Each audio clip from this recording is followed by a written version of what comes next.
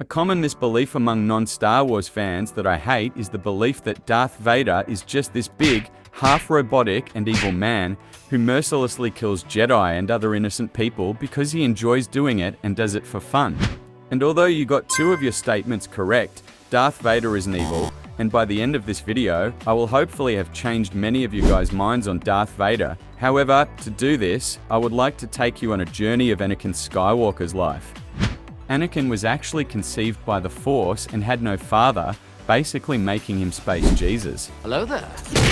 Anyways, he was born on the desert planet Tatooine to his slave mother, Shmi. Since his mother was a slave, Anakin also had to become a slave up until he was 9 years old. This is the time when Qui-Gon and Obi-Wan visit Anakin and realize his power in the Force and decide to take Anakin with them so that Qui-Gon can teach him. However, that idea goes straight out the window when Qui-Gon gets sucker-stabbed by Darth Maul, meaning Obi-Wan had to teach Anakin instead, even though he wasn't really ready.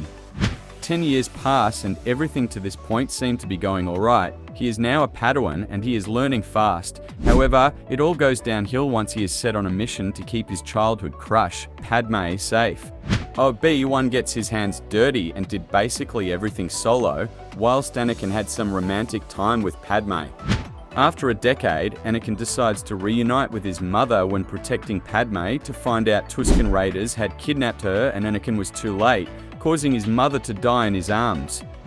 Out of rage, he decides to get revenge for his mother and kills all the Tusken Raiders. This is one of the first times he turns to the dark side. Do you think it was bad that he got revenge? Let me know in the comments. During this time, Obi-Wan was captured and Anakin had to go save him. However, it was a trap set by Count Dooku and Obi-Wan and Anakin has to duel him.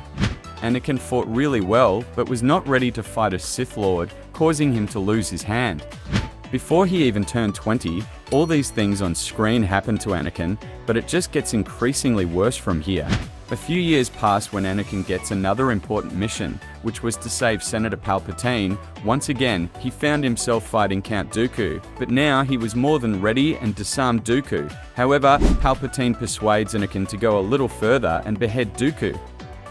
After feeling so much guilt, Anakin finally returns to his girlfriend, Padme, who tells Anakin she is pregnant, but as you should know by now, there is always a twist. And no, don't worry, the baby isn't Mace Windu's, but instead, Anakin consistently keeps getting Force visions of Padme dying during childbirth, and he is desperate to save her. This, of course, grabs the attention of my man Palps, aka Lord Sidious, who once again uses his young charms to persuade Anakin. He tells Anakin that he can save and create new life, which is exactly what Anakin needs.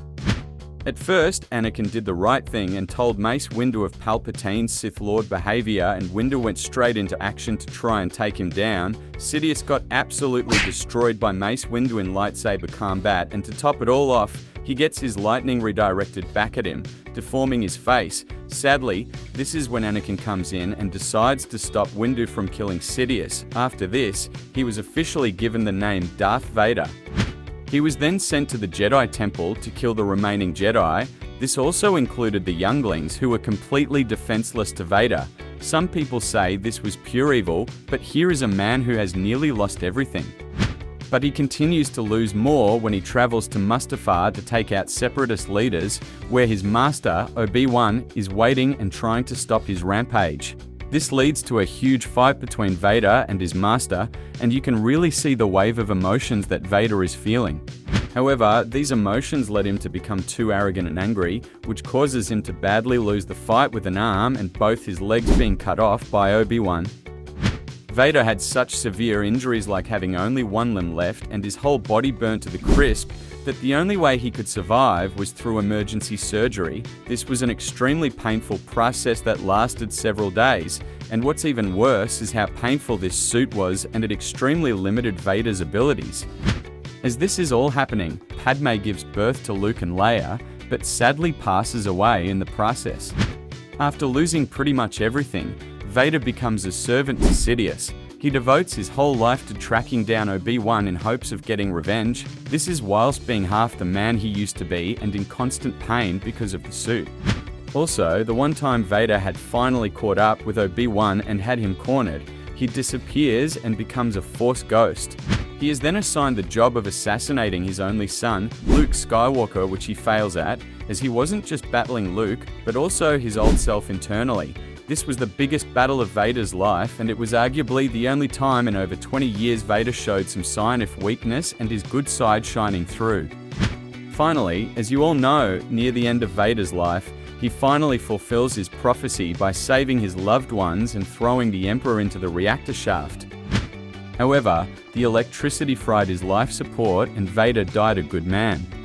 The journey of Anakin's life is definitely the bumpiest one, and I really hope from this video you understand that Anakin is really just a broken character. Anyways, thank you for supporting me and peace out.